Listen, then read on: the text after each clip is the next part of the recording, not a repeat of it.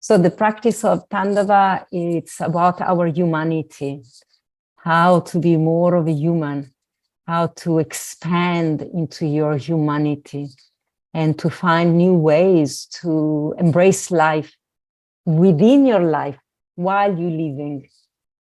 And so the human factor is the most important element, the fact that we are human. It's the pearl of the Tandava. Without our humanity, there'll be no practice, there'll be no Tantra. So Tantra is a living philosophy. Maybe you've heard this many times. It's described as a living philosophy because it means you live through the practitioner. You live through us, through the human being that moves in the world with the tantric awareness. Without the human being, there is no Tantra. There is no need for Tantra. Tantra is the manual for humanity to learn how to embody this organism that we have in a way that will serve consciousness to get to expand itself and get to know more of itself. So our humanity, it's the pearl, is the most important piece, and don't get too trapped into the meandering of the mind, but learning to really explore the quivering, the movement, the arising within the body. That's why we do this little practice, because when we look at another human being, we remember about our humanity. Even if we have judgment, we can remember, oh, I've got so much judgment about other humans. If I have judgment about other humans, I have judgment about my humanity. So if I look at this with awareness, I've learned something more about myself. And you can become curious also about your shadow and the dark places within yourself. And in one of the Tantra, the Shiva Sutra, there is one passage that says that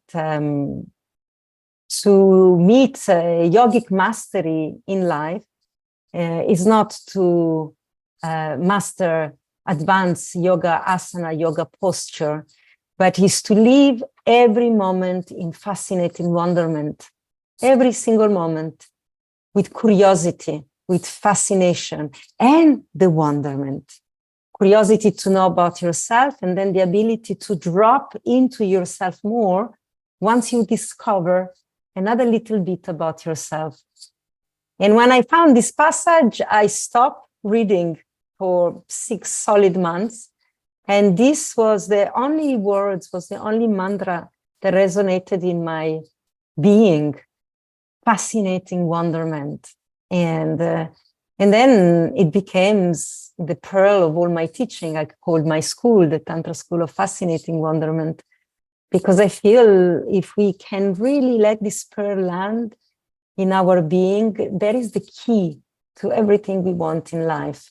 And to meet every moment with open heart, rapture. So the Tandava is a mystical practice because it's belonged to the mystics. The mystics have an encounter with the divine that is a rapture of the heart. It's a love affair. They know it in the heart, not in the mind. The mystic doesn't need to understand God as a concept, as a beautiful wording, but it knows God in the heart, in every cell of the body. And Tantra teaches us that in every body, in all the body, every single cell holds intelligence, wisdom. And so we rest into the intelligence that arises from the body that has a different language than the intellect. And so the Tandava is one of these practices that gives us an understanding of the language of the body.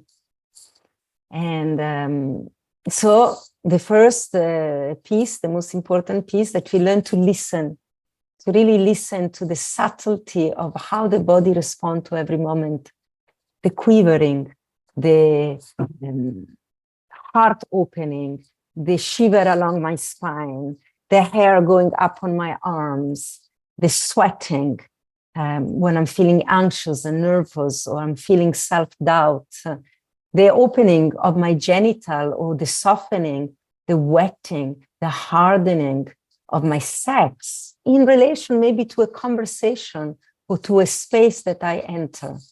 And so the body constantly gives me insight of my relationship with truth. And so it responds when we meet truth as a string that gets plucked into my heart, or also when I move into places that don't align with my knowing and understanding of truth. And so maybe we notice rigidity and sweating and discomfort. And when we learn to listen to this conversation that happens in the body, we are having a conversation, a direct conversation with God, with the divine in every moment, with the oracle of living. And we can take direction on how to move in the world, not dictated by my linear thinking brain, but dictated by the arising in my body. And nothing is good or bad. You know, Tantra is not a religion, and it has no moral. There is this and that. You choose which direction you want to take. Maybe this expands you and this contracts you. Yet you can choose the contraction for sometimes. That's also okay. There is no problem. There is no judgment. Maybe in this time of your life, you're doing an exploration around contraction. And so it's important, if you go, you look at contraction with fascinating wonderment, that also can result to be extremely valuable for your inquiry into living in the planet, into this green-blue planet as a human being, as an organism that breathes and moves and loves.